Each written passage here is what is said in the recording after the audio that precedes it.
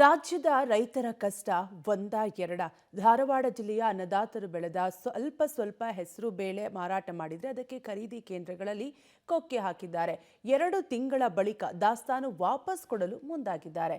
ಯಾಕೆ ಅಂತೀರಾ? ಈ ಸ್ಟೋರಿ ನೋಡಿ.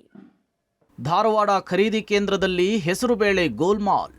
ಖರೀದಿ ಮಾಡಿದ 2 ತಿಂಗಳ ಬಳಿಕ ಅಧಿಕಾರಿಗಳ ಖ್ಯಾತೆ. ಅಧಿಕಾರಿಗಳ ಬೇಜವಾಬ್ದಾರಿ ಹೇಳಿಕೆಗೆ ರೈತರು ಕಂಗಾಲು.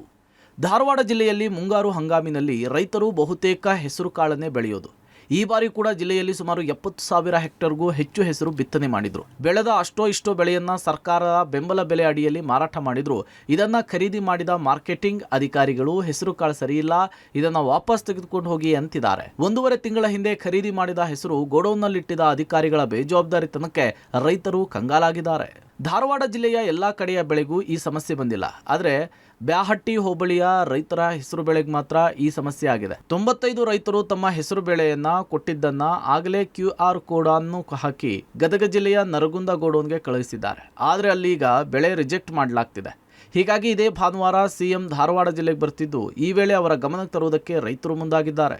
ಏನು ಸರ್ಕಾರದ ಬೆಂಬಲ ಬೆಲೆ ಅಡಿಯಲ್ಲಿ ಹೆಸರನ್ನ ಖರೀದಿ ಮಾಡಿಕೊಂಡಿದ್ದ ಇದೆ. ಸರ್ಕಾರ ಖರೀದಿ ಮಾಡಿಕೊಂಡು ಅದಕ್ಕೆ ಬಾರ್ಕೋಡ್ ಹಾಕಿಕೊಂಡು ನಿಯಮಾನುಸಾರ ಎಲ್ಲ ಕಾಳುಗಳನ್ನು ತಗೊಂಡು ಗೋದಾಮಿಗೆ ಶಿಫ್ಟ್ ಮಾಡಿ 1.5-2 ತಿಂಗಳು ಆದ ನಂತರ ಇವತ್ತು ಹೆಸರನ್ನು ವಾಪಸ್ ತೊಗೊಂಡೋಗಿ ನೀವು ರೈತರು ಅನ್ನುವಂಥ ಬೇಜವಾಬ್ದಾರಿಯನ್ನು ಇವತ್ತು ಮಾರ್ಕೆಟಿಂಗ್ ಅಧಿಕಾರಿಗಳು ಹೇಳ್ತಾ ಇರೋದು ಇವತ್ತು ಭ್ರಷ್ಟಾಚಾರಕ್ಕೆ ಮೇಲ್ನೋಟಕ್ಕೆ ಕಂಡು ಬರ್ತಾ ಇದೆ. ಕಳೆದ 10 ದಿನದಿಂದನೂ ಜಿಲ್ಲಾ ಆಡಳಿತಕ್ಕೆ ಸಂಬಂಧಪಟ್ಟ ಅಧಿಕಾರಿಗಳಿಗೆ ಒಂದು ಅನ್ಯಾಯಕ್ಕೆ ಒಳಗಾದಂಥ 95 ಕುಟುಂಬಗಳು ಹಲವಾರು ಬಾರಿ ಜಿಲ್ಲಾಧಿಕಾರಿಗೆ ಭೇಟಿಯಾಗಿದ್ದಾರೆ.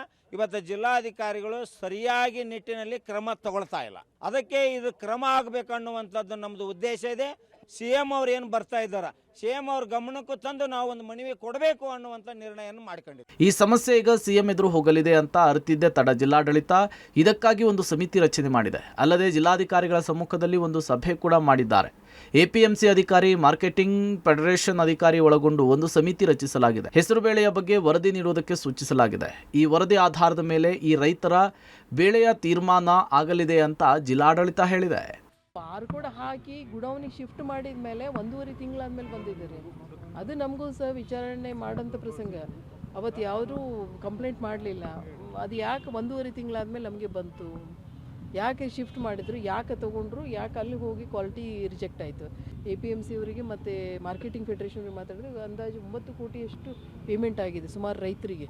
Payment is under process. ನಾವು ಯಾವುದು ಕ್ವಾಲಿಟಿ ಸರಿ ಇದೆ ಅಂತ ಎಕ್ಸೆಪ್ಟ್ ಮಾಡಿದ್ವಲ್ಲ ಅದಕ್ಕೆಲ್ಲ ಪೇಮೆಂಟ್ ಆಗುತ್ತೆ ಅಂತ ನಾವು ಹೇಳ್ಬಹುದು.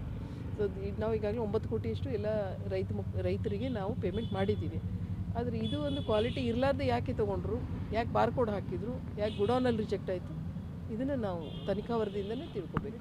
ಒಟ್ಟಾರೆ ಖರೀದಿ ಕೇಂದ್ರದಲ್ಲಿ ತೆಗೆದುಕೊಂಡ ಬೇಳೆಯನ್ನ ಅಧಿಕಾರಿಗಳು ರಿಜೆಕ್ಟ್ ಮಾಡಿದ್ಯಾಕೆ ಎಂಬಂತಹ ಪ್ರಶ್ನೆ ಎದ್ದಿದೆ. ಸದ್ಯ ಇದರ ವರದಿ ಏನು ಬರುತ್ತೆ ಅನ್ನೋದನ್ನ ಕಾದು ನೋಡಬೇಕಿದೆ. ಜಾವಿದಾ ದುಹನಿ, ಪಬ್ಲಿಕ್ TV, ಧಾರವಾಡ.